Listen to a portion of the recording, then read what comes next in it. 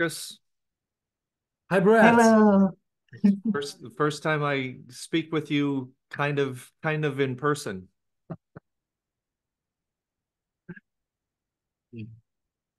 Já trocamos vários e-mails. Um prazer te receber, We have Bret. exchanged so many messages and emails, but it's a pleasure to receive you. I apologize for not being here before because I was giving a class, but welcome to Theater. Thank you for having So me.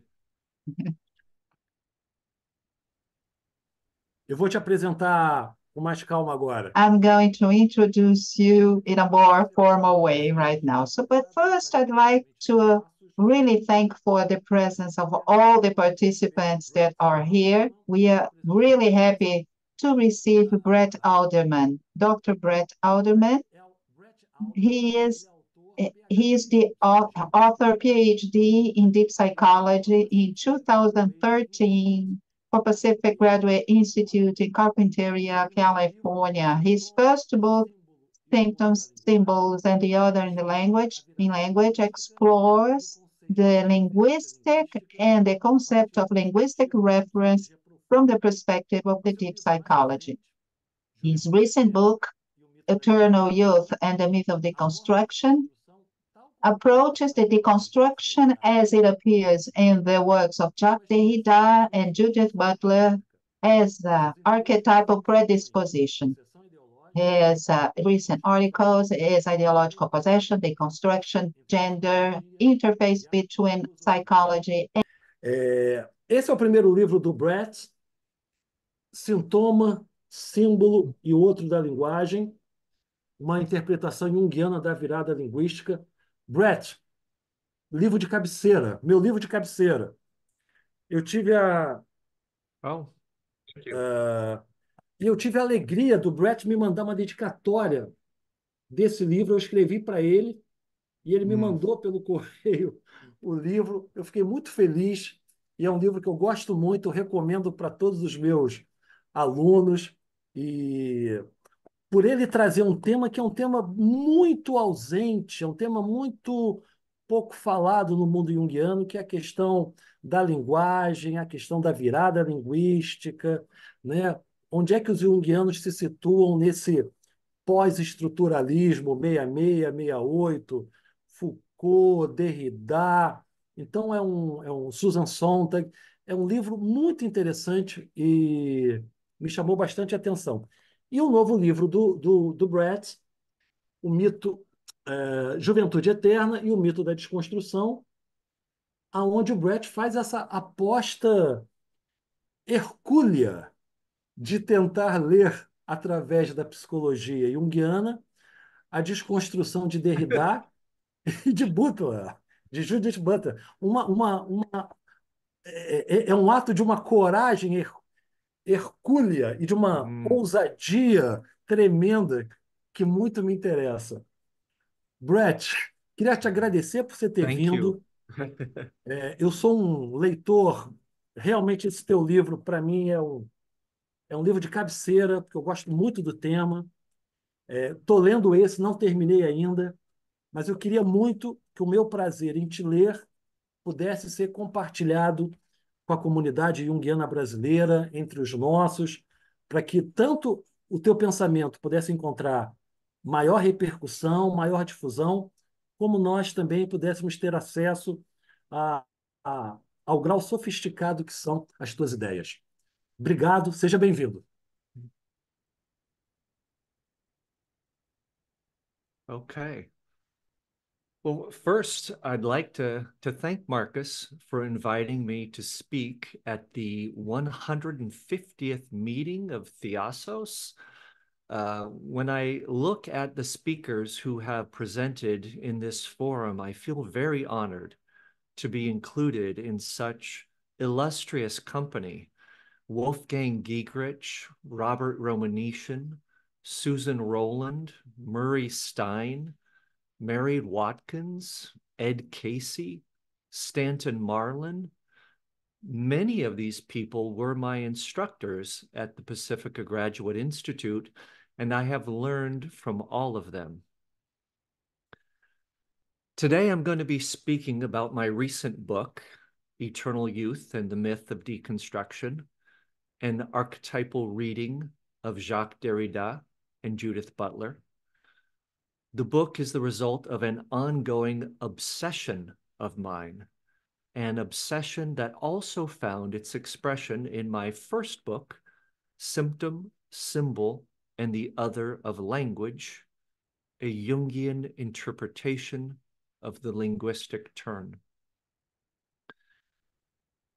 But before diving in, I want to give you a little bit of personal background to my obsession and the books that were birthed from it. In the late 1980s and early 1990s, while I was an undergraduate student, I read texts by people like Martin Heidegger, Friedrich Nietzsche, Michel Foucault, Jacques Derrida, Richard Rorty, and others. I was exposed to thinkers we now call postmodernists, as well as the writers who inspired them. Such thinkers continue to have a profound influence on the social sciences and humanities, even after all these years. And I would argue that they even have an influence on popular culture today, more than we might imagine, although they are perhaps read less than their influence actually suggests. Oftentimes, as a young man in his early 20s, I would marvel at their genius and their intellectual virtuosity.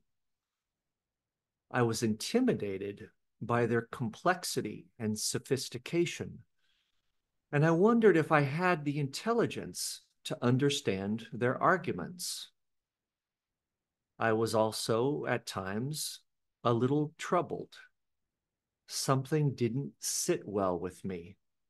My gut told me that there was something in writers like Foucault especially that I just didn't trust.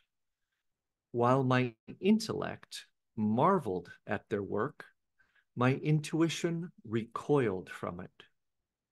I admired them, but I didn't quite trust them. I wondered if they were just sophists, that is to say, people who reason with clever but faulty arguments. But I was too young and too intimidated to make such a bold assertion. I was bothered by a general tendency in these writers to undermine any sense of transhistorical, transcultural human nature. I distrusted their critique of philosophical universals. It seemed to me that in emphasizing culture, language, and history, they completely lost sight of our shared commonality as human beings. A commonality that, to my mind, transcends our cultural, linguistic, and historical differences. I was disturbed by the way that they undermined not so much particular truths as much as the very idea of truth. I felt suspicious of what seemed to me like an extreme form of relativism and even nihilism. But I was young, and who was I to critique such intellectual luminaries that were so highly regarded by my peers? Many years later, at the Pacifica Graduate Institute, one of my teachers, Aaron Kipnis, gave the class a piece of advice. He said, "Follow your affect. Wherever you feel a strong emotion, there is something there to write about." I thought about it, and after all those years, the same authors, Foucault, Derrida, and Rorty, continued to annoy me. They still got under my skin. So I decided to write about them.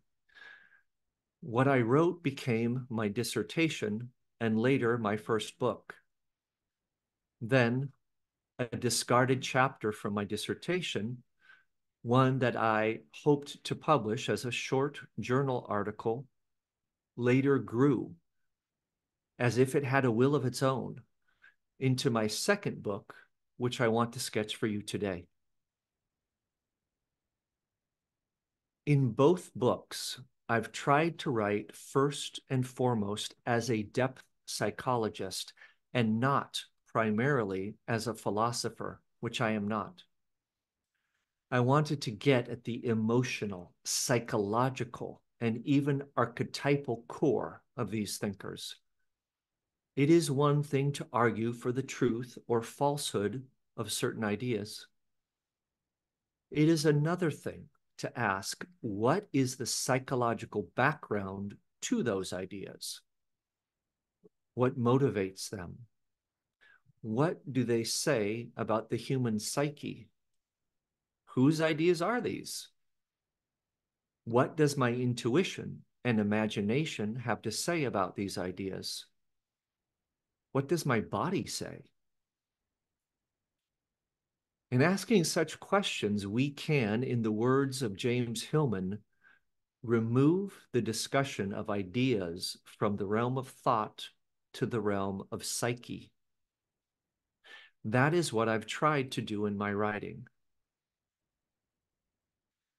Another way of transferring the ideas of the intellect to the realm of the psyche is by what Jung called amplification. Amplification is a method that was central to Jung's work. In fact, it formed a foundational component of his basic hermeneutic approach. At its core, amplification is the seeking out of parallels, parallels to be found in myth, literature, culture, fairy tale, poetry, dreams, and symptoms. Parallels to be found also in the associative logic of the interpreter, in his or her imagination. It is through this seeking of parallel forms and similarities that we often arrive at what Jung might consider to be an underlying archetype at work in a dream, in a complex, in a piece of art. In other words, we arrive at some essential dynamic or pattern that belongs to all of us as human beings, whether we live in the United States, Brazil, China, Africa, or anywhere else. In my recent book, it is through amplification and through asking the questions that a depth psychologist might ask that I interpreted deconstruction as found in the works of Jacques Derrida and Judith Butler. In the book, I take philosophical ideas and I find their correlates in mythology. But before giving you some examples of how I use amplification in my work, I should perhaps clarify what I am talking about when I say the word deconstruction. The term deconstruction conjures different definitions and associations in each of us. For some, it is a careful dismantling of an argument, idea, or narrative that makes us aware of all its latent biases and preconceptions. It is a means to demythologize a text, to reveal its falsehoods and unwarranted assumptions. It is an intellectual style, and currently a very popular one. I would argue that it is an attitude, a disposition, a psychological pattern, one forever eager to point out the contradictions of accepted wisdom, dispel commonly held beliefs, point out the absurdities of received ideas, and topple every well-established edifice of understanding. It is a mindset that seeks to erode tradition in the name of the new, to undermine norms or normativities, with the often unspoken assumption that to do so is a liberating endeavor. It is a means of dismantling the remnants of the past that are still with us so that we can progress into the future. In its quest to dismantle all prejudices and reveal their corruption, deconstruction points out the apparent arbitrariness and even insidiousness of conventional beliefs. I believe you can hear its echo in every assertion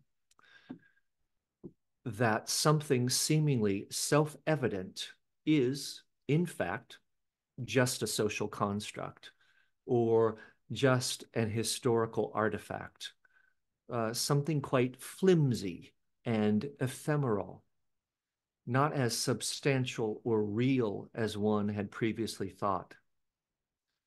Yet others might associate the term deconstruction with the idea of gender, which in recent years has come to be one of its primary targets.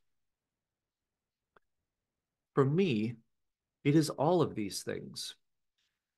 Yet, in the strict sense of the word, deconstruction refers to a certain type of philosophical and literary analysis originated by Jacques Derrida. It is a form of analysis often associated with postmodernism and its focus upon language. It focuses on semiotics. That is to say, it looks at how sign systems work. At the very core of this form of analysis lies a word that Derrida coined.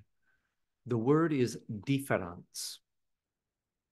This word is a combination of two words in French. One that means defer, as in to put off, to delay, to save till later. And another word that means differ, as in to be different or to differentiate. It would be well outside the scope of today's talk to explain in detail how this idea plays itself out in Derrida's work and all the ramifications that result from it. But I'll try to give you a general sense at least. One simple way of thinking about this central idea of deconstruction is to think of it as the principle of the not yet. Without this principle of the not yet, deconstruction would not be deconstruction. It refers to the idea that the conclusive meaning of a word, a phrase, an utterance can never be truly grasped because it is always dependent upon its relation to other words or signs, the meaning of which can not yet be fully known. The full meaning of any text or any spoken utterance is always subject to postponement. Every time we ask what a word, a sentence, or an entire text means, we can only respond with reference to other words, sentences, and texts, which themselves are subject to similar postponement. What this means is that interpretation is always provisional. The meaning that we are trying to get at eludes us. Or, as Derrida says, the thing itself always escapes. I'll come back to that idea in a few minutes, but it bears repeating. The thing itself always escapes. Put differently, meaning always eludes us. This elusive meaning is what Derrida calls the transcendental signified. In his words, every time you try to stabilize the meaning of a thing, try to fix it in its missionary position, the thing itself, if there is anything at all to it, slips away.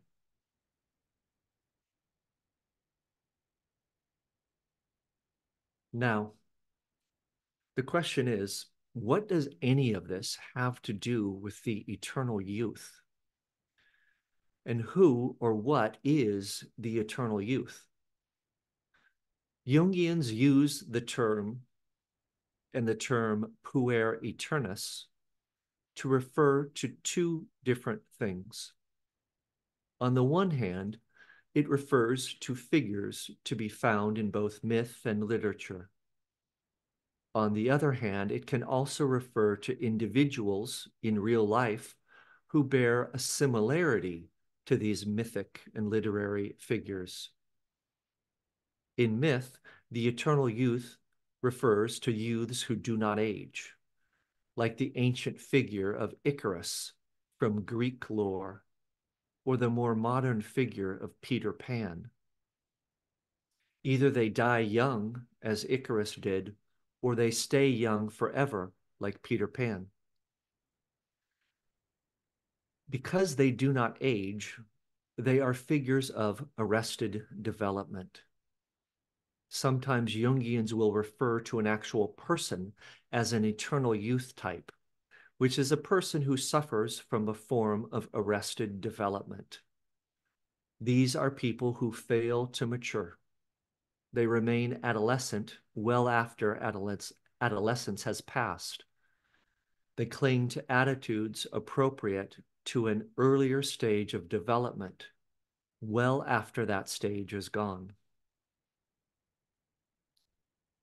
So what does difference, the central idea of deconstruction, have to do with this figure?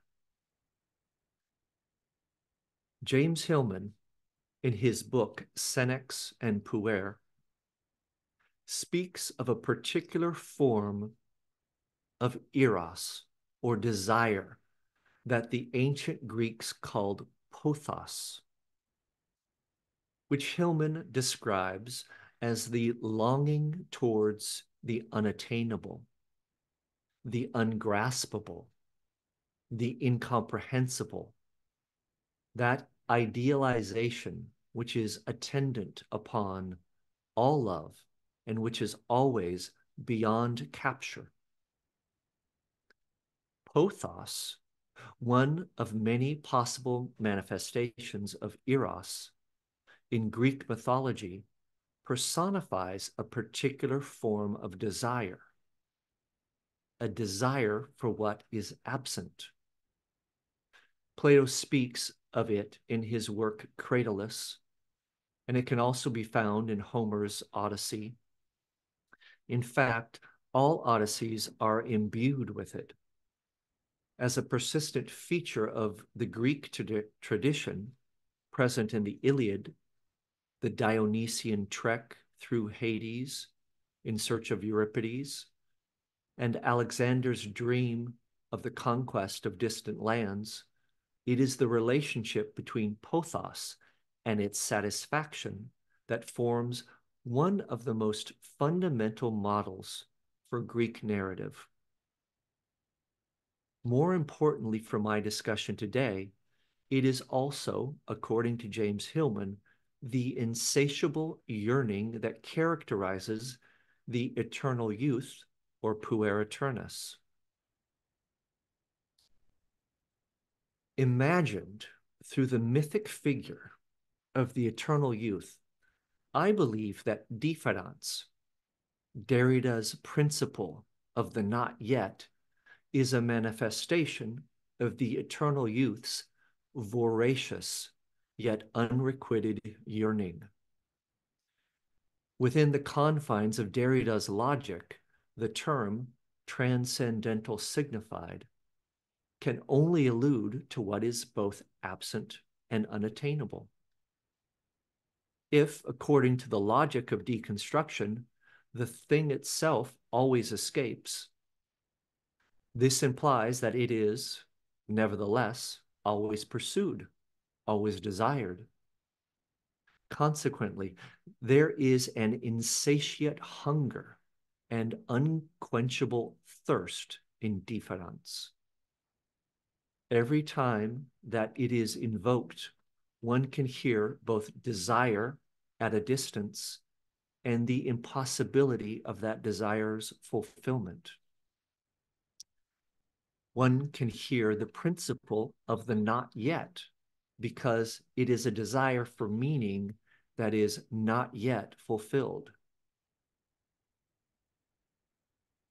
In finding a parallel between Derrida's principle of the not yet and pothos, a form of desire typical of eternal youths, I am using the Jungian technique of amplification. I'm taking a philosophical idea and finding its correlate in mythology. I can also find its correlate in the writing of Marie-Louise von Franz. She said, in effect, that everything about the eternal youth is provisional, because he is haunted by the peculiar feeling that he is not yet in real life. In fact, von Franz makes quite a big deal about this. For her, the problem of people who live under the influence of the eternal youth archetype is that they suffer from the neurosis of provisional living. The words "not yet" epitomize their attitude. One way that this "not yet" attitude manifests in a person under the spell of the eternal youth mentality is through indecision. Such people often fail to take action or fail to make a decision when life requires it of them. They ponder, they theorize, they think and think again, but they never quite arrive at a conclusion or a final decision. This explains why they are often people who are obsessively intellectual. Von Franz writes in her book, The Problem of the Puer Aeternus, that such a person often has a sort of pseudo-philosophy, the wrong kind of intellectualism induced by the mother complex. Eternal youths address the threat of the archetypal feminine by attempting to depotentiate it through abstract thought and fantasy. Although the eternal youth may be emotionally moved, he quickly pulls away and hovers, ironically, above the emotion, gazing at it from a distance. In his escape into intellectualism, he refuses to suffer life. Although he is driven by the hunch that there is a knowledge that can only be attained through being suffered or lived, rather than through intellectual studies, he only flirts with such a knowledge.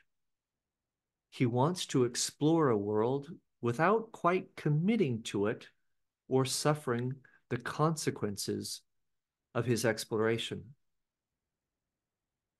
Through his flight into the ether of ideas, he avoids the immediacy of both his emotions and his senses, or what von Franz refers to as the feminine principle. Derrida's dense and difficult arguments could easily fit von Franz's description of the eternal youth's pseudo-intellectualism. His syntax is perplexing, filled with parenthetical phrases and qualifications and subordinate clauses, self-reflective asides, erudite, seemingly superfluous allusions, literary puns, double entendres, innumerable graphic and lexical innovations, as well as a formidable vocabulary drawing upon a deep reserve of semantic and etymological associations. All of these do a great deal to both impress and confuse the reader, but do little, in my view, to justify philosophical claims. Such descriptions of the eternal youth bear a striking resemblance to several aspects of Derrida's thought, and also several aspects of the thought of Judith Butler, to which we will turn shortly.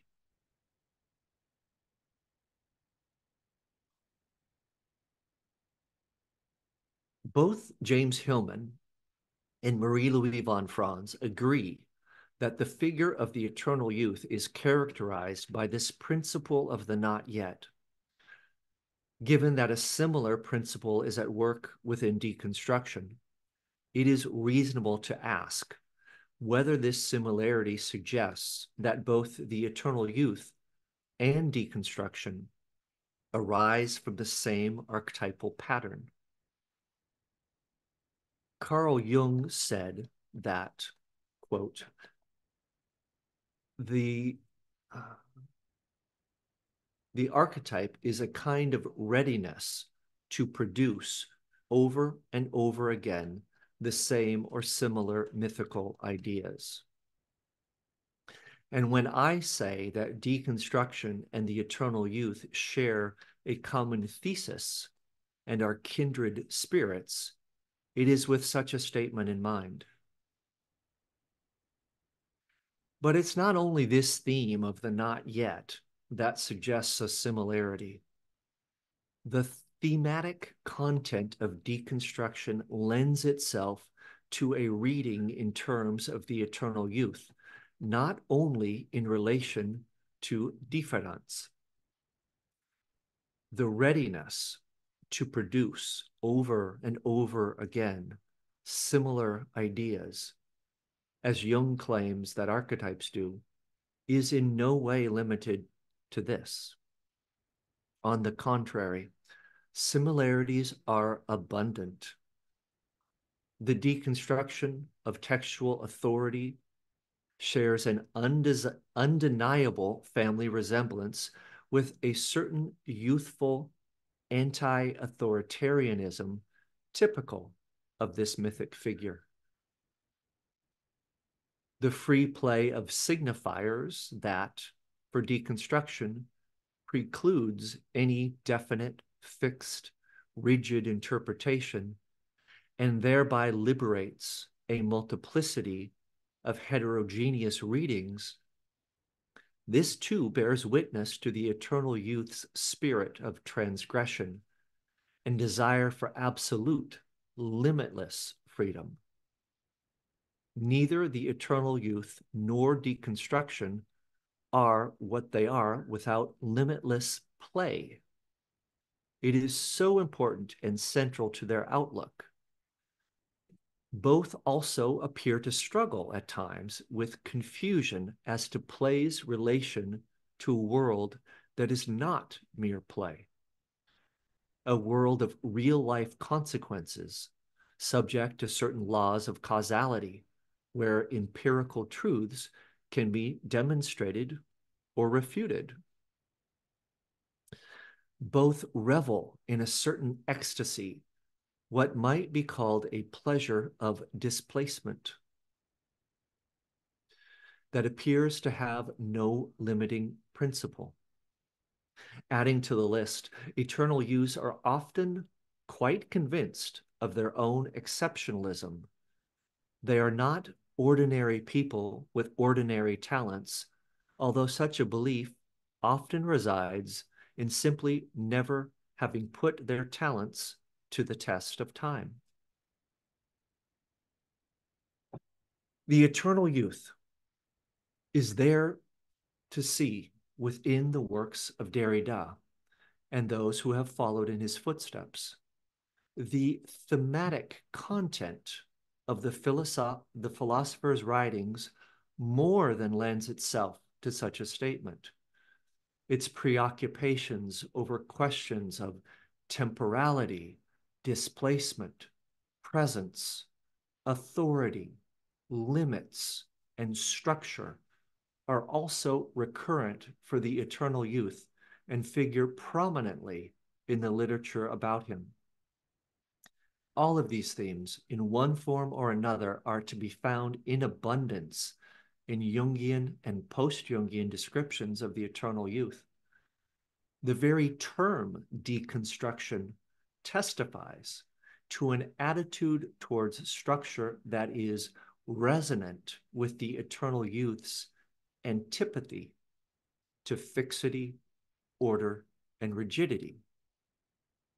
The puer aeternus, like deconstruction, strives towards the decomposition and desedimentation, the unraveling and undoing of structures.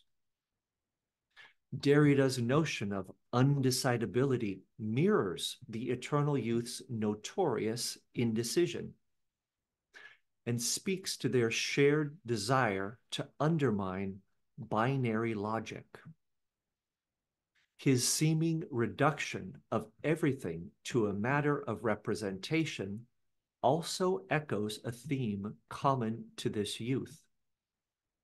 Even issues of erudite speculation that might seem unrelated, like Derrida's assessment of Aristotle's thinking on potentiality and actuality, reveal themselves to be, on closer inspection, yet another iteration of a theme typical of this figure. Making the potential actual is the recurrent, insurmountable challenge, part of the not yet motif that forms his existential dilemma. The aforementioned cluster of themes all point in the same direction, to the same readiness to produce over and over again similar mythical ideas. They are the mythical ideas of the puer aeternus. All of them figure prominently in the work of both Hillman and von Franz. But in other respects, Hillman and von Franz offer two differing versions, or rather visions, of the eternal youth. And where they differ is first and foremost regarding who they view as the eternal youth's primary antagonist, and who or what is the cause of his arrested development. For von Franz, it is the Great Mother, whose mythic expressions find form in figures like Maya, Ishtar, Cybele, the Virgin Mary, and Kali. For Hillman, it is the Senex, or what I also refer to as the temporal father. This is the aged patriarch, whose mythic forms are, among others, that of Yahweh, Kronos, Daedalus, Saturn, and Zeus. Von Franz emphasizes a conflict with the primordial mother. Hillman emphasizes a conflict with the temporal father. These two figures are at the core of the eternal youth's problematic, and they are at the core of deconstruction as well. The two interpretations of the eternal youth's fundamental antagonism, one with the primordial mother, the other with the temporal father, do not conflict as much as it might appear. They are merely two aspects of a psychological complex that is, by definition, complex. These two figures with which the eternal youth is most often associated represent two poles within Jungian and post-Jungian thought regarding the puer aeternus. They also represent pre- and post-Oedipal dimensions of this complex. On Hillman's reading, the eternal youth is, quote, that structure of consciousness and pattern of behavior that refuses and struggles with the senex, time, work, order, limits, learning, history, continuity, survival, and endurance. This embodiment of the themes of limitation, law, and logic is the archetype that the eternal youth dismisses at his own peril.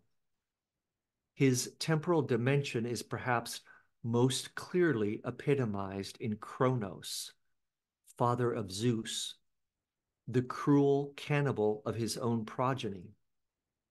He is the personification of the relentless progression of moments that consume us all eventually, from whom we derive the words chronological, chronic, chronology.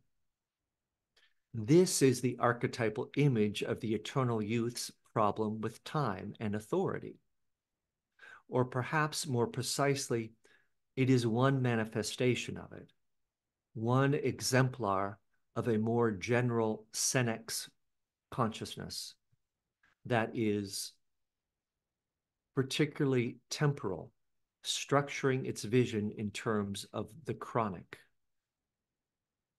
Consequently, the eternal youth's displacement in time, his eternal not yet, and difficulty with simple presence in the here and now, all correspond, mythically speaking, to a conflict with senex, a conflict with Father Time.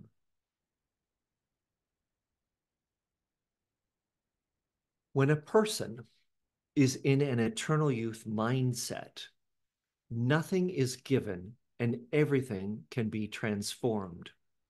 All limits may be overcome and conditions may be altered through relearning. That's James Hillman. This is contrary to the senex attitude of fateful limits set by character traits.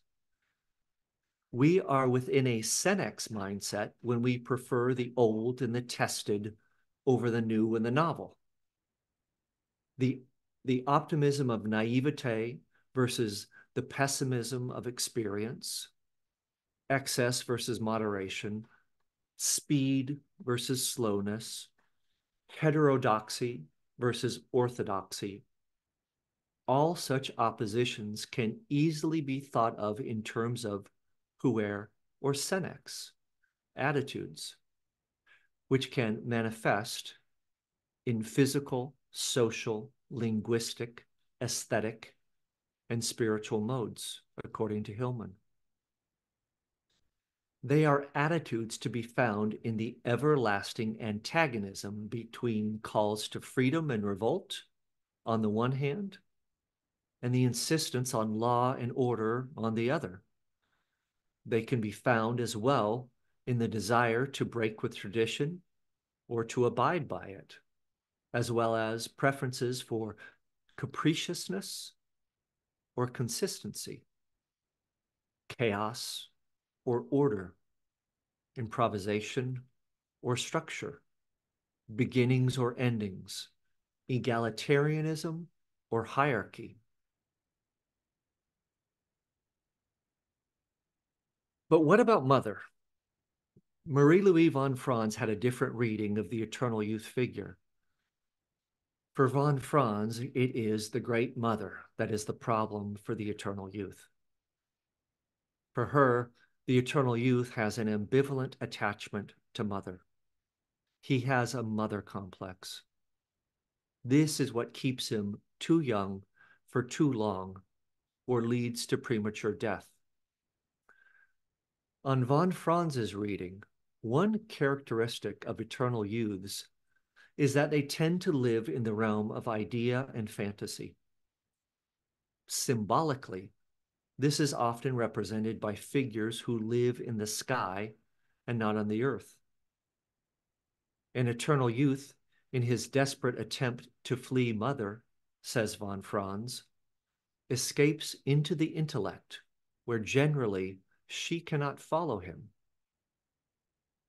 He flies into the stratosphere of ideas and imagination, but at the cost of his relationship with a more earthly plane. One form that an eternal youth often takes is that of an, quote, intellectual who cuts himself off from the immediacy of life experience through his intellectual theories. I don't think it is a stretch to describe someone like Jacques Derrida and others who have followed his line of thinking in a similar manner. Deconstructive writings are often exceedingly pedantic, abstract, and complex, but in a way that, to my mind at least, cuts them off from real life experience. They also tend to cut themselves off from the material world. This last statement brings me to a key element in my reading of deconstruction through the lens offered by von Franz. It is the peculiar relationship that deconstruction has with matter itself. I think it is more than mere coincidence that both of the terms matter and mother derive from the same Latin word mater.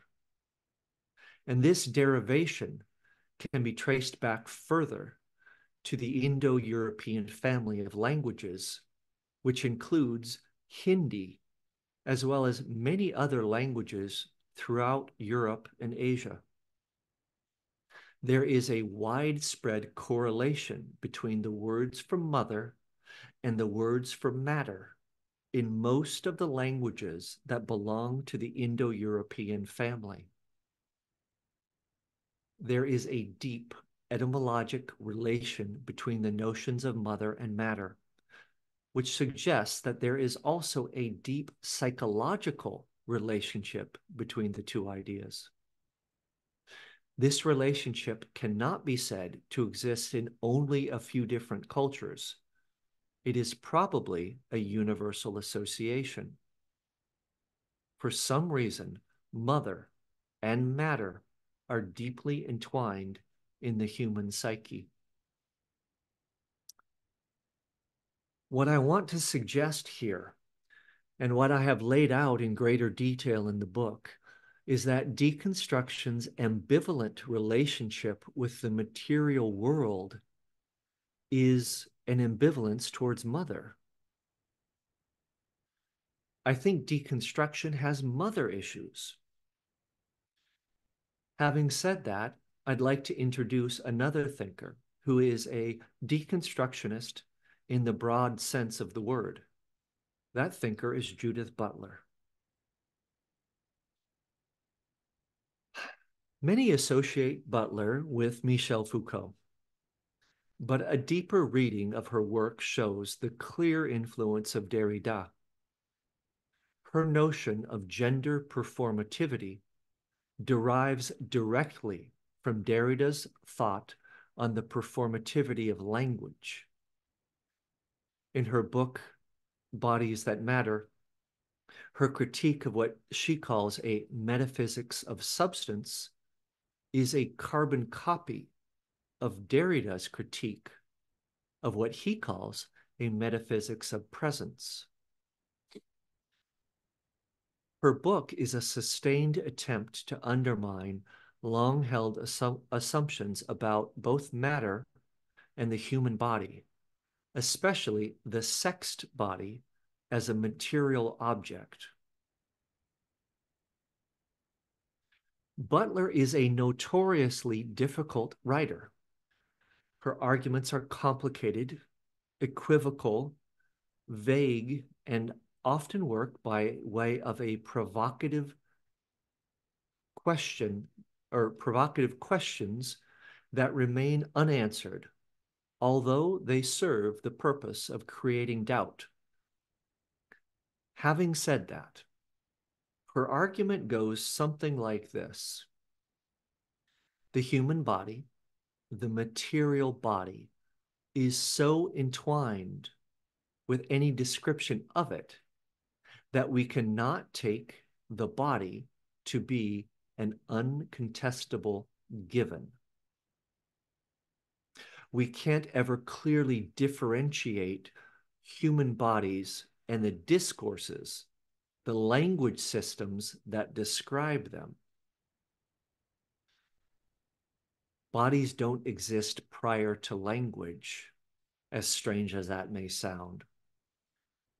She even goes so far as to claim that sex does not, quote, qualify as a pre-discursive anatomical facticity. In other words, sex is not a fact of human anatomy that exists prior to or independent of any language that might describe it.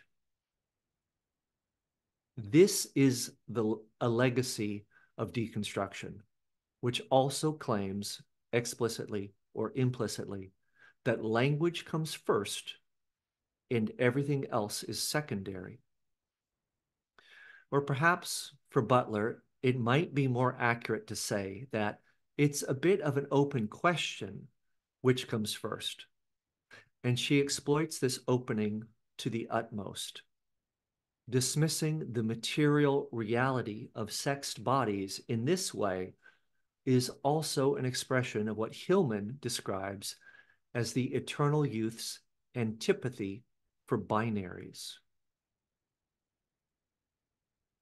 In a passage with a tone more evocative of Foucault and with her hallmark obscurity and pomposity, she claims that biological sex, quote, is not a simple fact or static condition of a body, but a process whereby regulatory norms materialize sex and achieve this materialization through a forcible reiteration of those norms.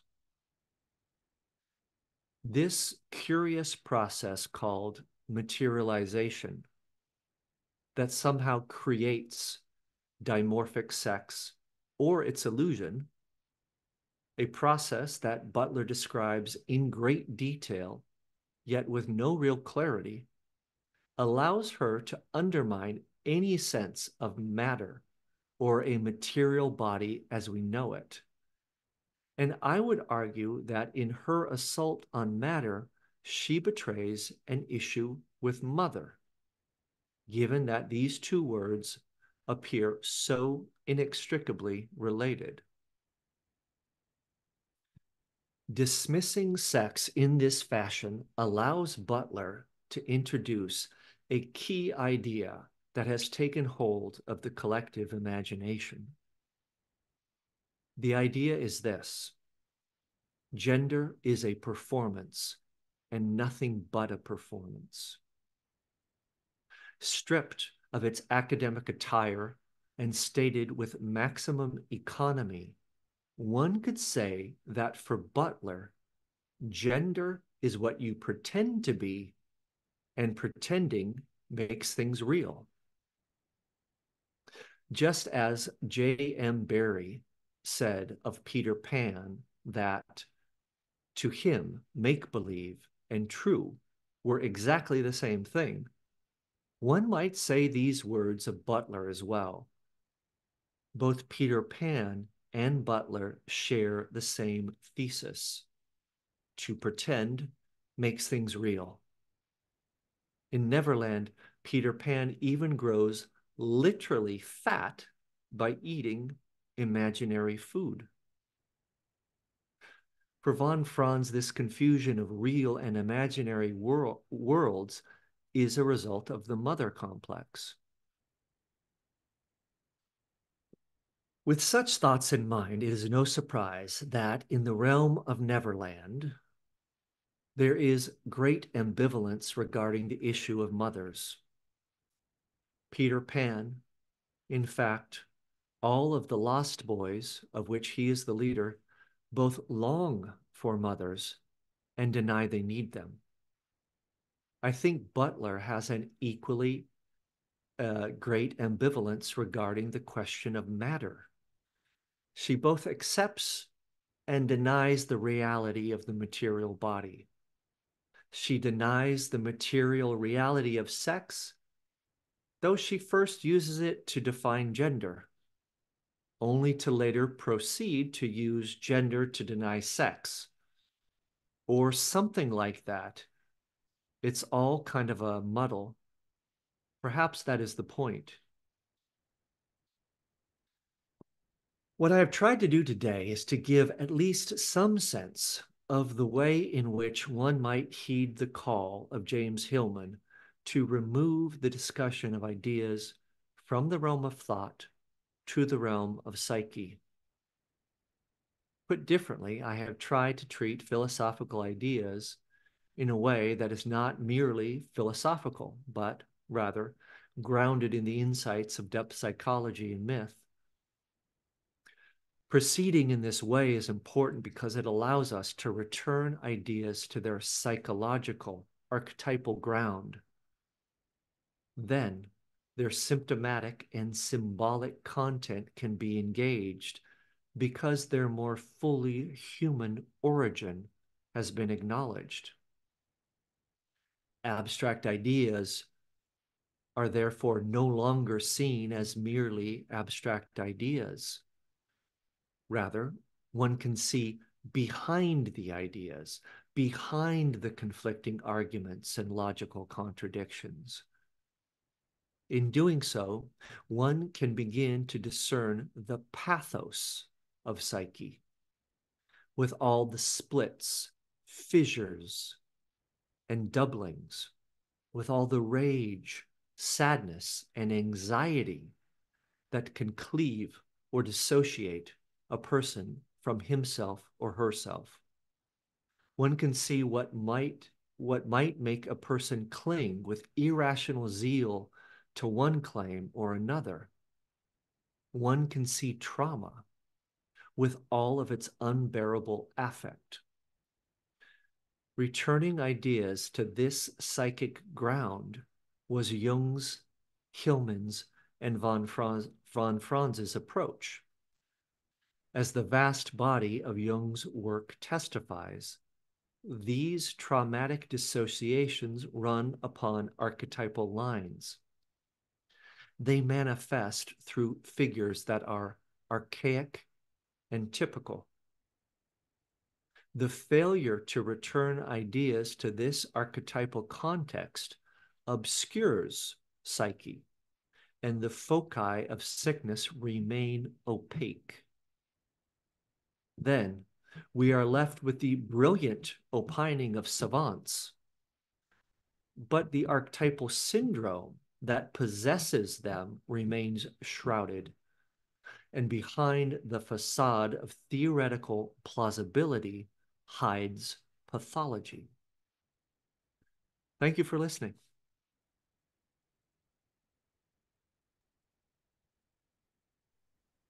Muito obrigado, Bret. Thank you. Uau! Uma exposição de Now I can fôlego. take a breath. Beba sua água com calma, com calma. Take it easy. Ao te ouvir, eu só ratifico a minha posição de que esse trabalho que você se propôs é o 13º trabalho de Hércules. Que fôlego, que fôlego. Bret, bom, vamos lá, vamos abrir para o diálogo, vamos abrir para as perguntas, seguindo o velho modelo. Quem quiser fazer perguntas, coloque o nome no chat, eu chamo, a pessoa faz a pergunta. Bret, eu vou começar com duas questões e por favor, me permita, elas serão não há como escapar de uma espécie de... Elas serão muito largas, muito abertas. Acho que eu não consigo ser tão específico aqui, mas vamos lá. A gente poderia pensar que o que você está fazendo no seu livro é um exercício de remitologização de ideias filosóficas. Ou seja, é um pouco semelhante ao que você falou no final. Essa remitologização seria trazer de volta esses sistemas filosóficos a um cosmos arquetípico. E indo um pouco mais, você citou bastante o James Hillman, que é uma figura bastante orientadora do nosso trabalho aqui no teatro. E a gente poderia dizer que é um exercício também de olhar, de ver através, como o Hillman diz, seeing through, ver através da desconstrução. É um exercício de ver através a própria desconstrução. A gente poderia chamar, num primeiro Yeah. momento, Yeah. esse teu trabalho como esse exercício?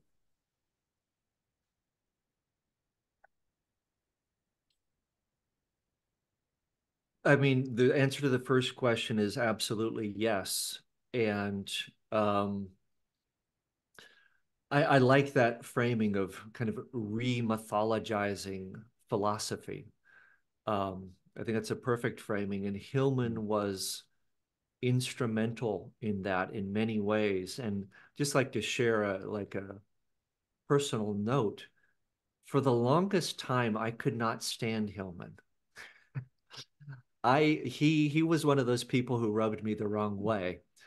And then, I got to Pacifica and I read more of his work.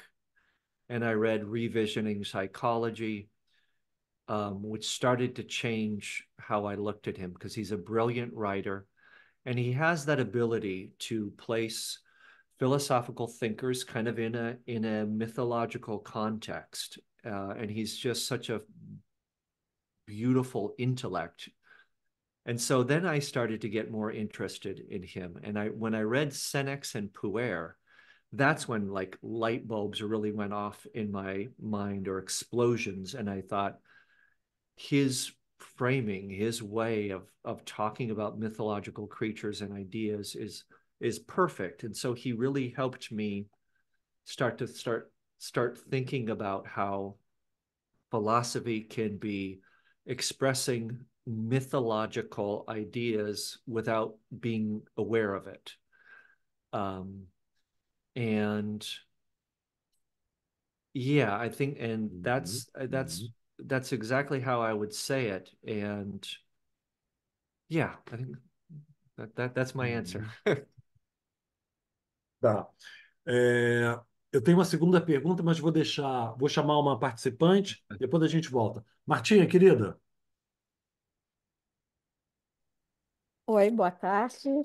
Obrigado, Bret, porque foi muito boa a apresentação, muito intensa. E eu queria falar uma coisa, né? Em 2004, há 20 anos atrás, um psicólogo, né, um analista junguiano, o Carlos Bernardi, ele fez uma tese de doutorado aproximando, né, falando do, como é que é o teatro do palco sem tábuas, usando uma expressão do poeta Fernando Pessoa e dizendo o espaço analítico como espaço literário. E ele usou, para essa tese, ele usou, né, o Carl Jung, né, o Hillman, o Derrida e o Levinas, né? E ele falou, né, assim, que a aproximação, né, do Derrida no sentido, né, da literatura ser uma estranha instituição que permite dizer tudo de qualquer maneira, e ele aproximou Yeah. como o espaço Yeah. analítico, né? E eu achei isso muito interessante, e até mesmo pela criação, né, Yeah. dos personagens, das imagens, né, tanto na literatura quanto na imaginação, na análise, né? E eu achei muito interessante, né, quando você falou do puer, no sentido da desconstrução, e pensando isso dentro do espaço analítico, né, como essa desconstrução é importante, como essa figura puer, nesse sentido, né, Yeah. de evitar interpretações já fechadas, né, e que a desconstrução sempre abre para uma relação, né, como você falou. E aí queria saber assim, se dentro desse espaço Yeah. analítico, né, essa desconstrução, esse puer eternos, né, num movimento, entre aspas, aqui, né, positivo, de não deixar já trazer conceitos já interpretações muito fechadas. Então era isso.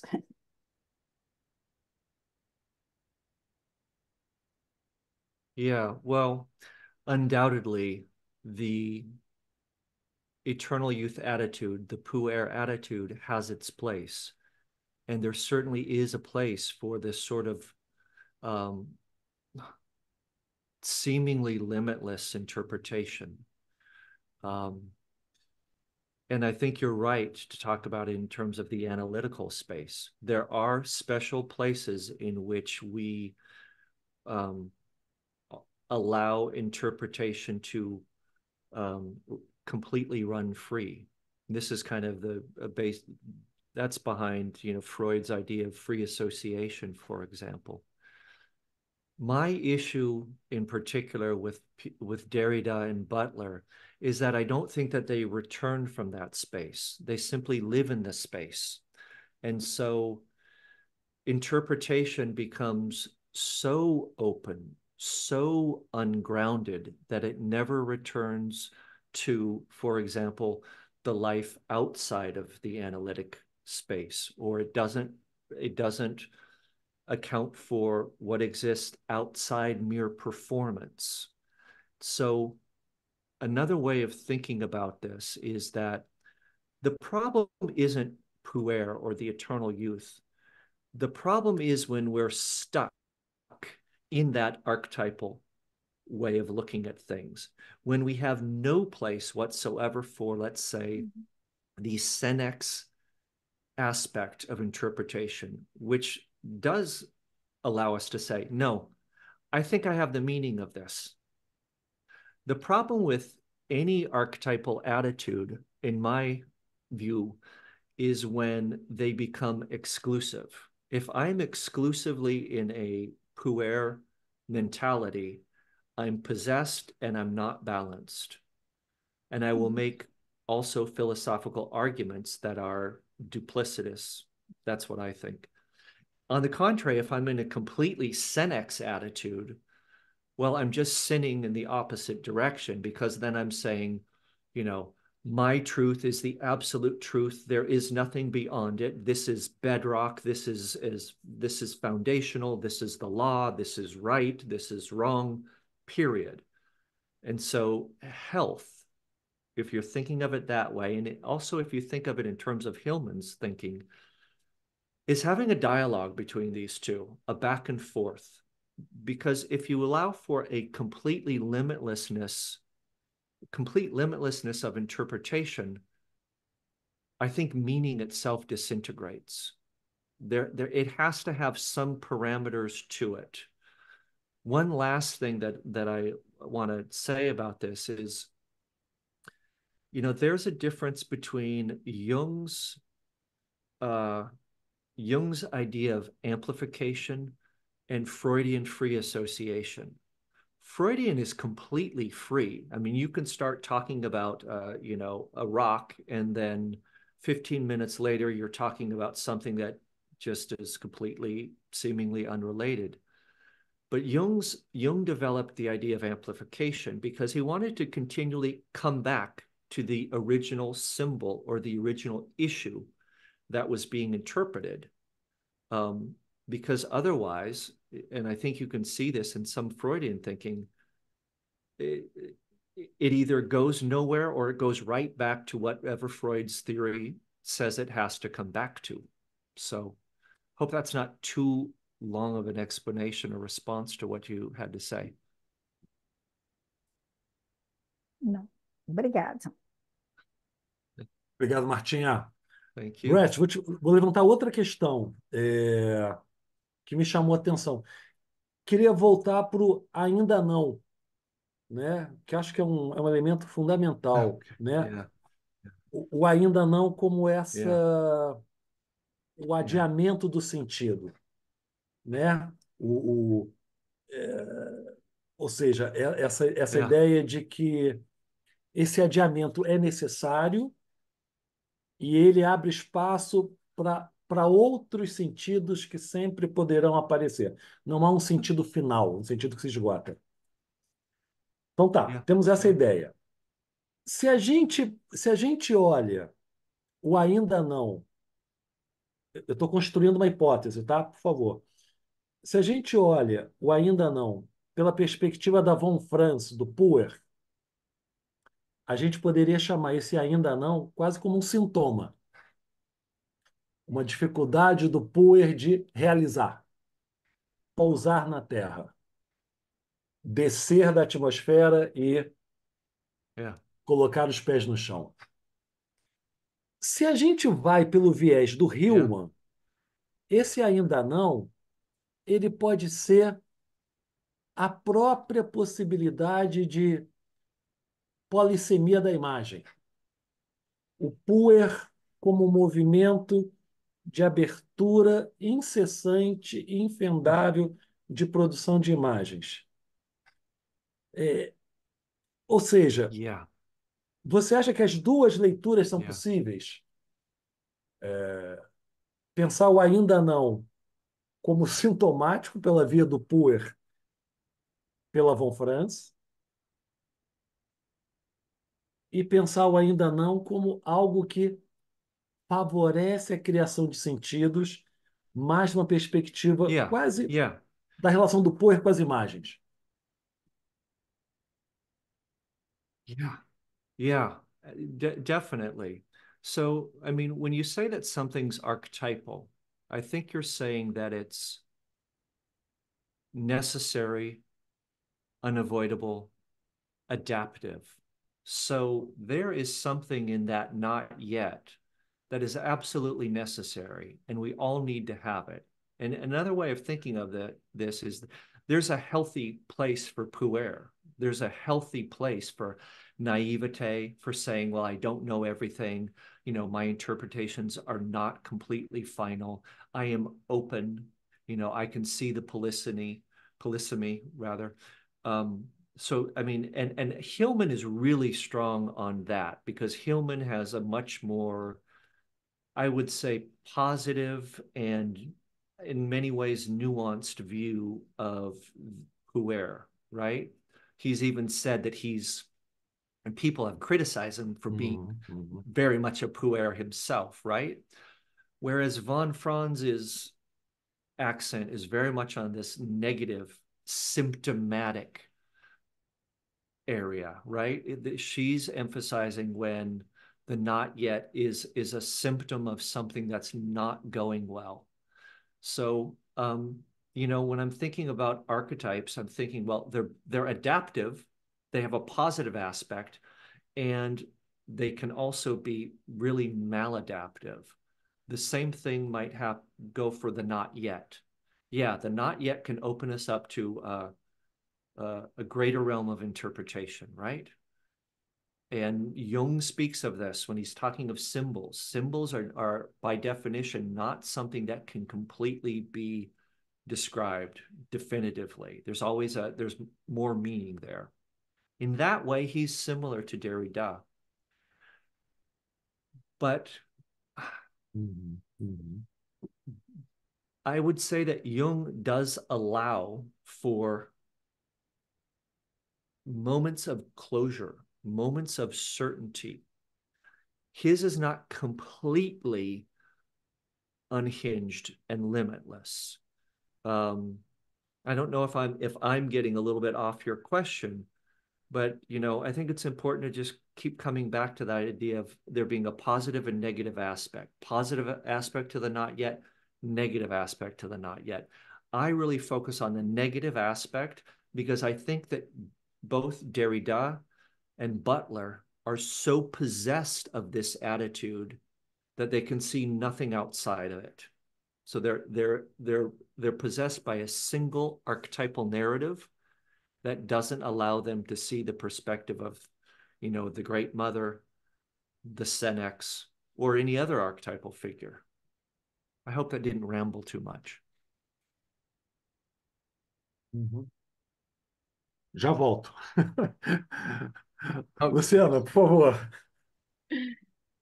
Bret, super obrigada pela sua palestra, que apesar de ter sido um trabalho hercúleo, foi um trabalho muito didático, que a gente conseguiu entender e até pensar com isso na clínica, né? Você sabe que eu e a Marta, a gente sempre tem perguntas muito parecidas, né, Marta? E uma das coisas que eu tinha pensado ainda na linha da pergunta da Marta é se a questão não está na palavra eterno, não no par. Se o par é a grande mãe ou se o par é o Sênex, né? Se a questão do eterno faz com que a coisa se enrijeça, né? Essa foi uma coisa que eu pensei. Posso emendar numa segunda ou você quer falar sobre isso antes?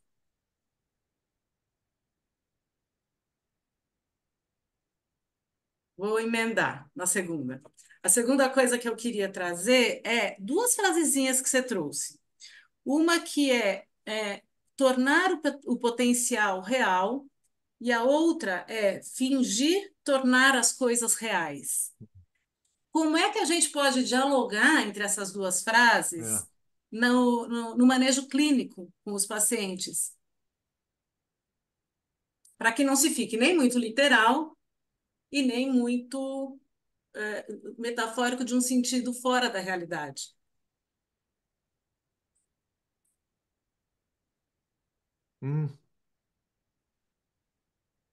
Oh, that's a good question. Feels like there are two questions there. Eu acho que, na verdade, que você fez duas perguntas. Sim. So I want to address the question of the eternal, and then I'll get to the question of, in the clinical space, like getting too literal, getting too metaphorical.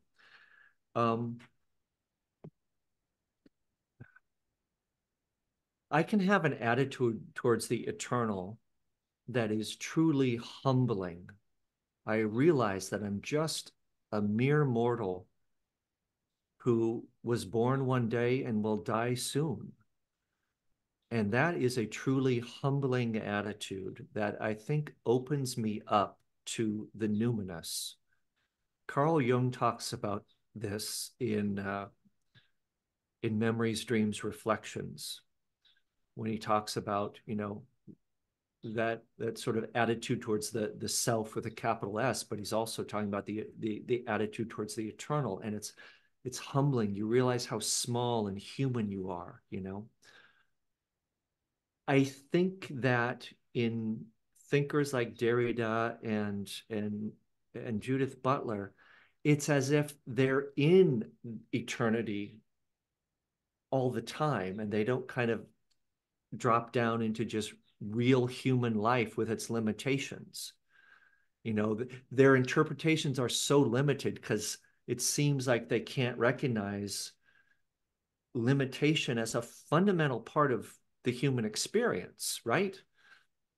I mean, I'm limited by, where I'm born, how tall I am, my own mortality, my intellectual limitations.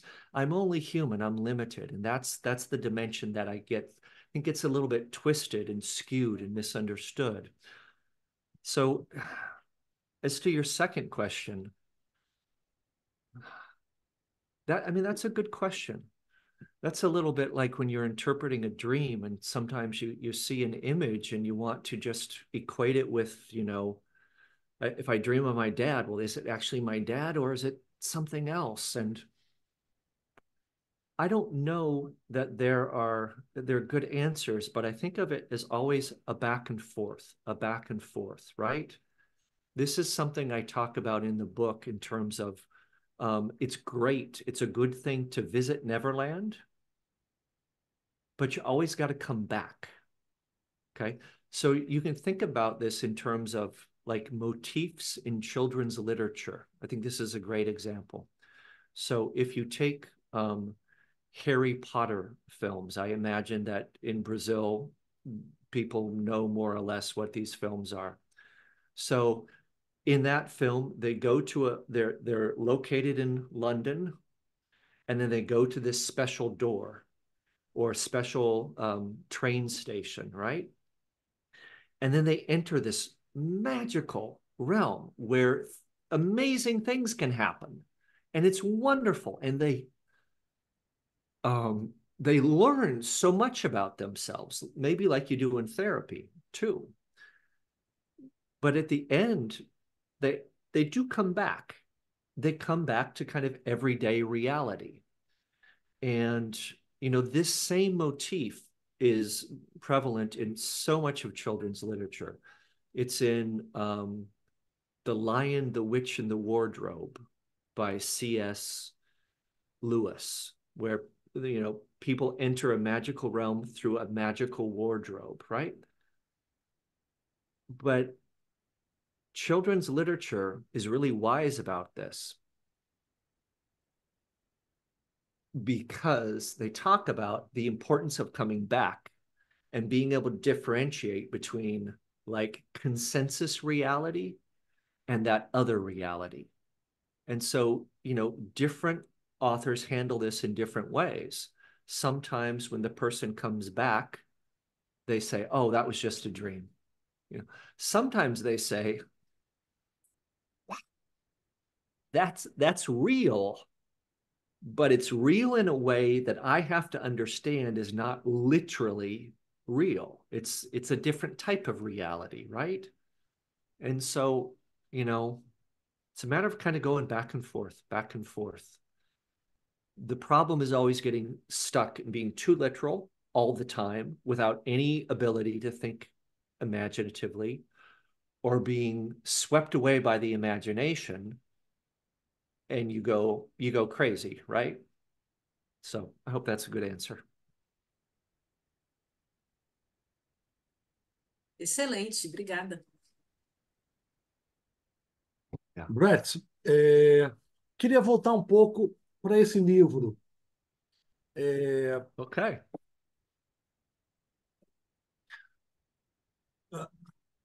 Aonde estava o movimento junguiano na década de 60 ou no final da década de 60, quando a virada linguística aconteceu? Onde estávamos nós? Yeah. Oh, that's a good question. I'm not sure. I mean, you can feel in the writings of that era a similar shift, right? There's kind of a shift towards, and Hillman's a part of it, a shift towards much more relativity, decentered thinking, starting to see to what degree Jung was like a product of his time and his particular culture. How much of Jung's thinking was kind of based on the language he was speaking. But there's probably someone other than myself who has a better response. But I think in a lot of ways it wasn't as present. I kind of get the sense that Jungians were doing something else at the time. I know that later on, someone like Paul Kugler, I think, has addressed the linguistic turn in much more detail, and I really appreciate his work. I personally have always felt like many Jungians kind of get swept up by a lot of that thinking on language without really looking at it critically. Now, that might be my misperception or my bias, but I kind of think that they never fully engaged that literature. There is a writer whose last name is Hauke, who wrote a book on Jung and postmodernism, and he addresses it somewhat. But I don't think there was a sufficient response. That's part of why I wrote what I wrote, because I've always felt like Jungians Não, eu acho que sim. yeah. Não. Yeah, I just kind of felt like Jungians got forced into this sort of postmodernist perspective that doesn't completely fit them. There's some fit, you know, there's some similarities, but I don't think they really address the linguistic term. Yeah. Eu concordo contigo, né? Às vezes me dá a impressão, Brett, não sei se você concorda, que como uma teoria como a junguiana, que usa noções como centro, unidade, arqué, ela pode dialogar com a filosofia pós-moderna, que fala de metafísica da presença, Yeah. fim das metanarrativas. Parece que esse diálogo é um diálogo difícil de Yeah. poder acontecer. Faz sentido para você? That makes perfect sense. That makes perfect sense. I mean, that's Derrida's entire critique aims at dismantling the idea of an arche or an archetype, essentially. I mean, it's radically anti-Platonic. And Jung he borrows a great deal from Plato and just the idea of types. And so they're really at odds with one another in a lot of ways. And I sometimes wonder if I also wonder sometimes if Jungians can be a little bit intimidated by the difficulty of a lot of these thinkers, because they are incredibly difficult, which is why it is a Herculean effort, you know, to write about them. But I think you're spot on, you know. I think you're completely spot on. The last thing I'll say is that's why I took particular pleasure in describing Derrida as manifesting an archetype. He thinks he's against archetypes, but he's actually just enacting an archetype without knowing it.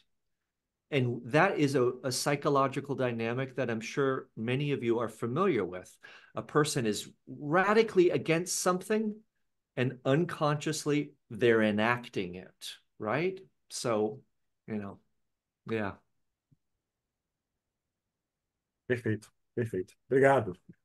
Andrezão, meu querido, bom te ver aqui. Vamos lá? Estou aqui. Na verdade, é mais uma provocação, uma reflexão do que propriamente uma pergunta. Estou aqui recebendo os ecos de todas as provocações da remitologização filosófica, do ainda não, terno, de tudo que está chegando. E em mim bate quando você traz a temporaneidade do Derrida, traz o gênero é uma performance, o fingimento de Butler. Isso me traz sempre uma elaboração do poeta das infâncias da gente, que é Manuel de Barros, quando ele diz: tudo que eu não invento é falso. Isso me bate com um processo de desconstrução sempre. Eu olho sempre para essa frase e me traz essa relação entre o processo de resistência e persistência. Da resistência ao antigo e da persistência do novo, ou vice-versa, né? Da resistência do novo e da persistência do antigo.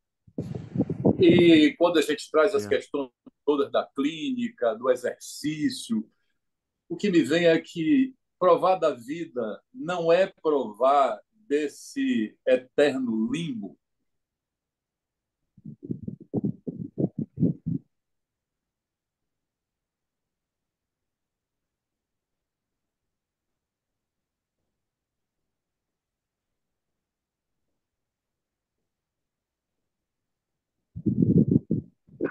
I lost you at the last part. There's the last few.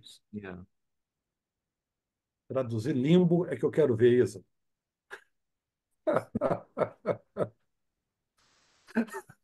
Yeah.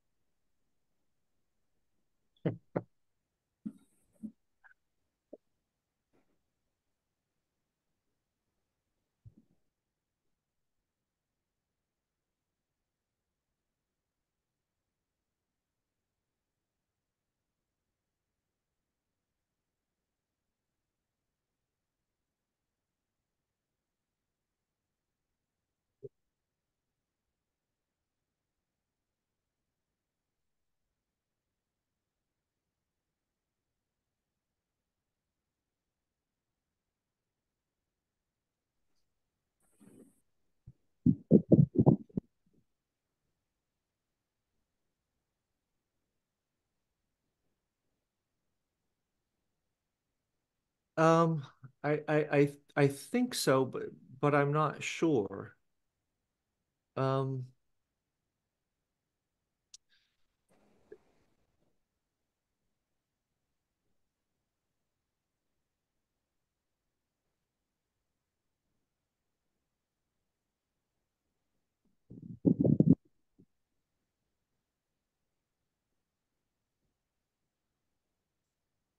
mm, yeah, I'm still not sure if I'm really fully grasping the question, but it makes me want to just kind of return to this idea of being possessed of one viewpoint or the other. You know, it's like, in a sense, I mean, to be living here and now, I have to be in time.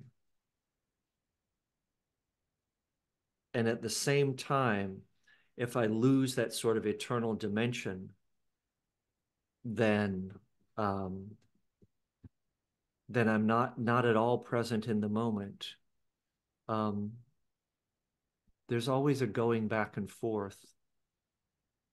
But I'm not happy about my answer because I felt like I lost the tail end of your question. I was tracking everything you're saying was making sense to me.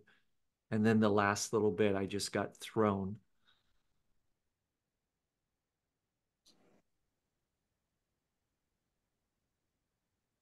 Tá, a questão está na relação entre o que é imagem do tudo que eu não invento é falso, que me traz a desconstrução e me leva a essa imagem do processo entre resistência e persistência, sempre da resistência ao antigo e da persistência do novo, ou vice-versa.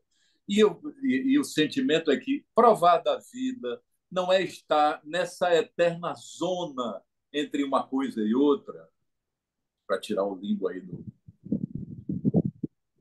Mm, yeah, yeah, yeah, yeah.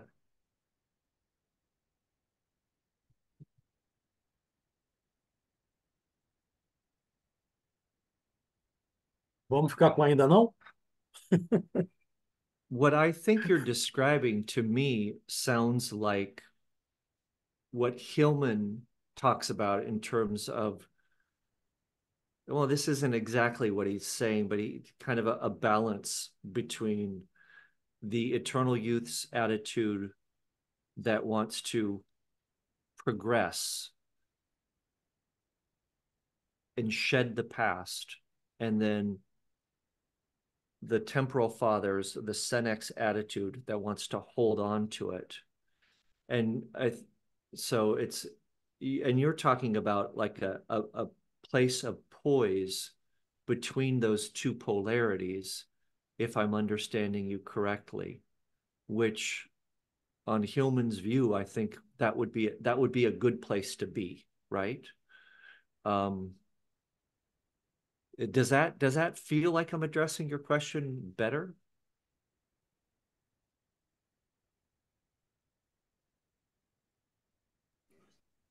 Sim, eu estou falando exatamente desse momento. Marco trouxe, eu ainda não, né? Também, de alguma forma. Okay.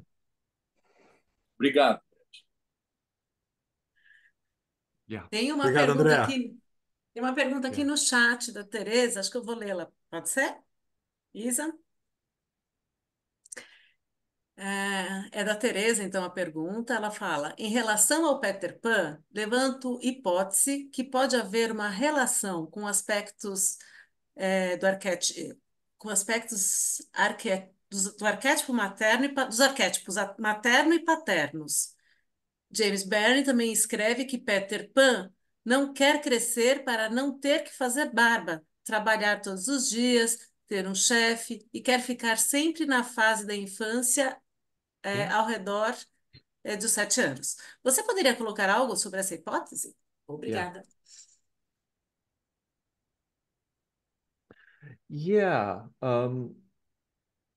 In my copy of Peter Pan, I have a beautiful edited version of Peter Pan for its 100th anniversary, and the editor, um, addresses that conflict with the Senex and kind of the father. So, I mean, Peter Pan has both an ambivalence towards Senex, especially in the figure of Captain Hook. Captain Hook, if you remember, has a watch that he lost. So he's associated with the idea of time and a father time. And that's the primary antagonist that Peter Pan has in that book. So there's an antagonism with Father Time, the temporal father, and that corresponds beautifully with Hillman's emphasis. At the same time, there's a lot of the theme of mother is very fascinating in that, one of the characters, Wendy, everybody wants her to be a mother. The word mother is also something that people don't seem to understand the meaning of it, and yet they want it. Peter Pan says he never had a mother, but he wants Wendy to be a mother. So there's that ambivalence, that's kind of wanting mom and like, no, I don't want mom. There's no mom there. I don't even have a mom, you know. But there's also the antagonism with Senex in the Peter Pan story. I think that's it's a tale that illustrates them both beautifully.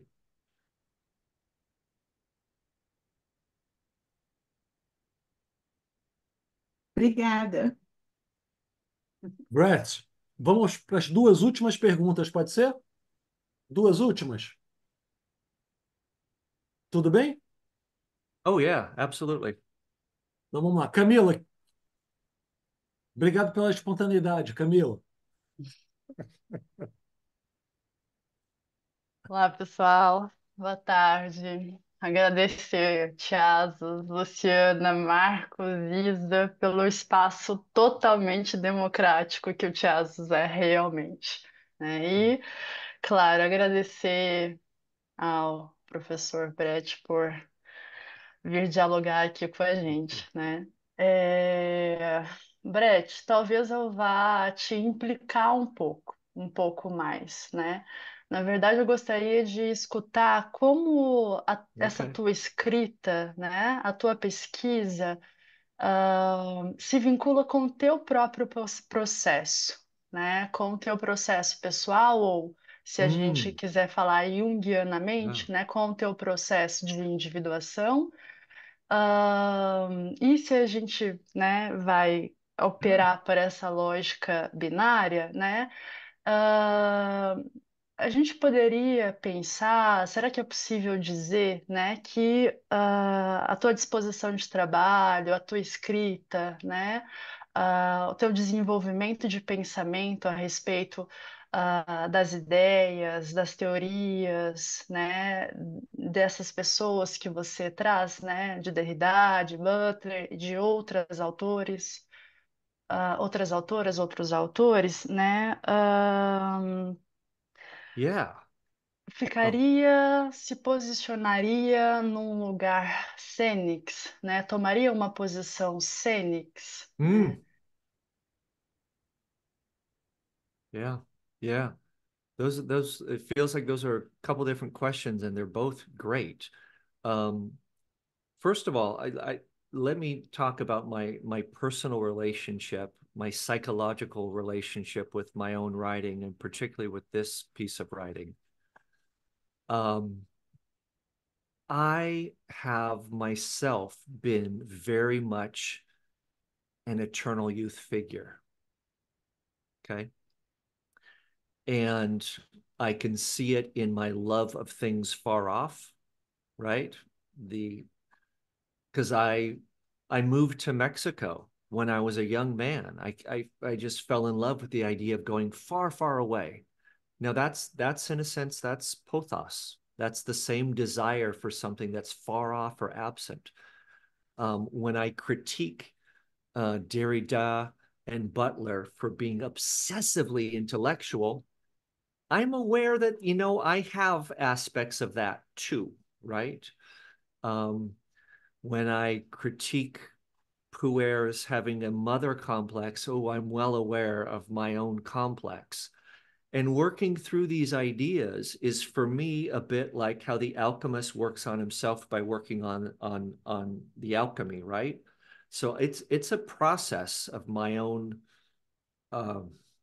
emotional, psychological evolution. And you can, I think, really hear that too in the first part of my discussion today when I was talking about how, my intellect was saying one thing and my intuition and emotions were saying something else. And like and then I felt intimidated by these big Senex figures, like these powerful intellectuals. And, so all of it is part of my process and working through my own complexes, let's say.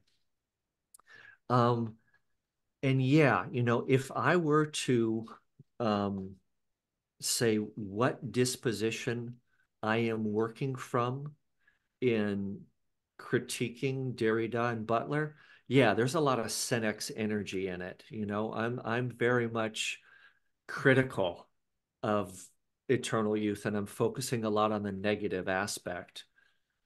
I mean, part of that I think is a compensation for my own process. I'm kind of moving from one polarity to another. Hopefully I'm doing it in a conscious enough way that I'm not merely, reflecting my own personal pathology onto figures that have no relationship to anything I'm talking about, right? But yeah, I'm embracing a kind of somewhat of a Senex attitude. Last thing though that I would like to add,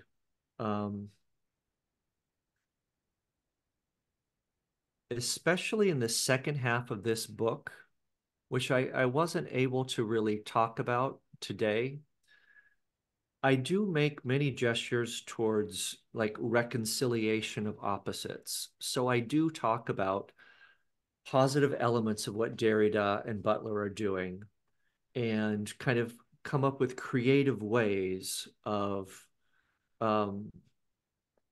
both integrating some of their perspective and moving beyond it. And I do that perhaps even more so in my first book.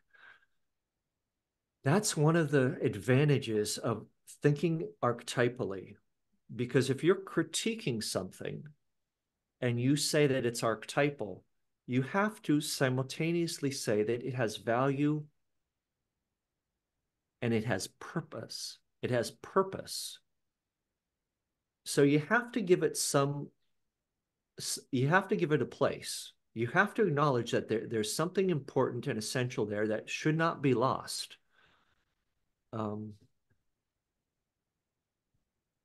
hope that, does that address your question? Responde. Bastante tocada pelas conversas todas aqui. Obrigada. Obrigado, querida Camila, pela força. Wow. So Bret, am I. Para a gente terminar, a Judith Butler acabou de lançar um livro. A gente conversou no e-mail, né? Quem tem medo Yeah. do gênero? E que ela fala que esse livro é fruto da experiência recente que ela teve no Brasil, onde ela foi muito combatida por manifestantes na rua, ao Yeah. participar de um seminário, onde teve até um boneco com o rosto dela Yeah. queimado em público. É, Como é que você vê Ooh, esse momento yeah. atual do mundo, Yeah. a extrema-direita atuando, a desconstru... Butler e Derrida, a eterna juventude? Nesse sentido, eles podem funcionar como uma espécie de, eu não diria antídoto, mas como resistência a esse momento tão duro, pesado politicamente, de pouca liberdade, de muita vigilância, de uma extrema-direita, o Trump quase de volta ao governo, à presidência dos Estados Unidos.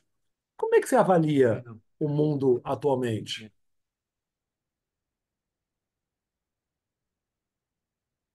Well, first I want to say that I hate to see anybody protest Judith Butler in that way, in such a personal attack. You know, I critique her, and I'm not a fan of her, but that's fundamentally different than the protests that you're describing. So I don't want anyone to be attacked in that way. Um, you know, I think that there's probably so much political difference between Brazil and the United States that I want to be very careful about how I talk about these things.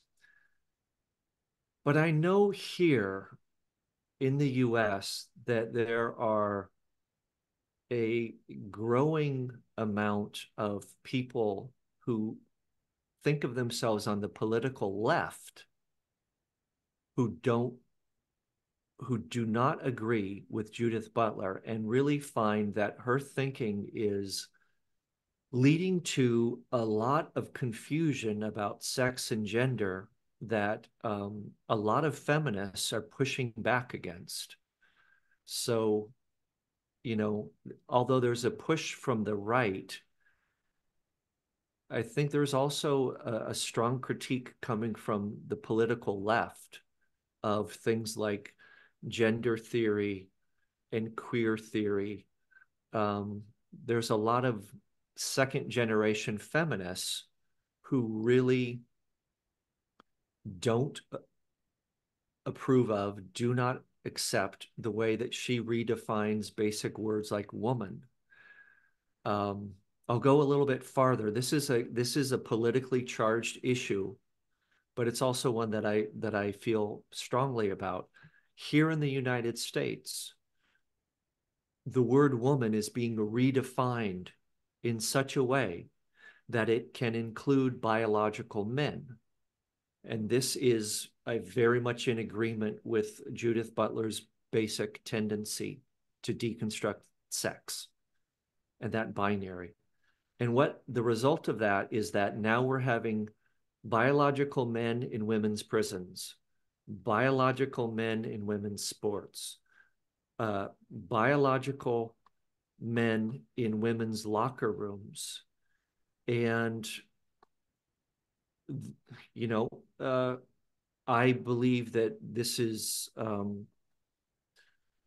not a good thing. I think women deserve to have separate spaces, and there's good reason that women have separate spaces. And so there's just a huge like political clash right now. And you actually find that on this particular issue, you will have radical feminists who have always been leftists agreeing with people on the right. And so it's an incredibly interesting time in which a lot of these terms, left and right, seem to be flipping. It's a crazy political time here in the US with strange alliances that are popping up, especially regarding this particular issue of gender and sex. Uhum. Maybe I can say one last thing. One last thing. When I'm thinking of Senex and Puer, I do tend to think of Senex as conservative and Puer as progressive, right? And so if you think of their, if those things are polarized and antagonistic, it speaks to a psyche and a culture that's also kind of dissociated and polarized. And what we want to get is the two sides of the polarity speaking, finding commonality. Yeah, okay. Enough said. Esse é o mesmo drama que nós vivemos aqui no Brasil. O país está completamente cindido também e, de alguma maneira, a- estamos a tentar reconstruir uma possibilidade de um diálogo. Mas esse vai demorar alguns anos para que isso aconteça ainda. Bret, Yeah. muito obrigado. Queria agradecer a tua gentileza, queria agradecer essas 2 horas que passaram aqui de maneira muito prazerosa. Teu trabalho realmente é um trabalho de peso, denso, mas como bem a Luciana mostrou, você foi muito didático, foi muito prazeroso te ouvir, foi muito, eu diria, fácil te acompanhar, apesar dos temas serem temas Oh, wow. duros. Mas é uma alegria te receber. Queria agradecer a tua generosidade em estar conosco, e deixar o convite para que numa próxima ocasião você possa visitar novamente o teatro. Muito Okay. obrigado. Okay, well, thank you so much. That warms my heart, and I'm glad that everybody got something from this. So, I wish I knew Portuguese because I'd like to say some words in Portuguese, but I don't. So just thank you so much. Okay. Pessoal, obrigado pela presença, foi ótimo. Espero que vocês tenham gostado. Muitas ideias para a gente poder pensar, muitas imagens, muitas perspectivas. Temos que andar ali no limbo, né, Andrezão? Para a gente tentar encontrar um sentido. Fiquem convidados para o próximo encontro do Teatros, tá bom? Quando é que é, Lu? Sexta-feira, né? Dia 10. Dia 10, com a Chiara Tosi. Imaginação ativa, o legado especial de Jung. Queratose, imaginação ativa, próximo encontro do Teatros, tá bom? Bom final de semana. Bret, um abraço grande. Obrigado. Até lá. Bye.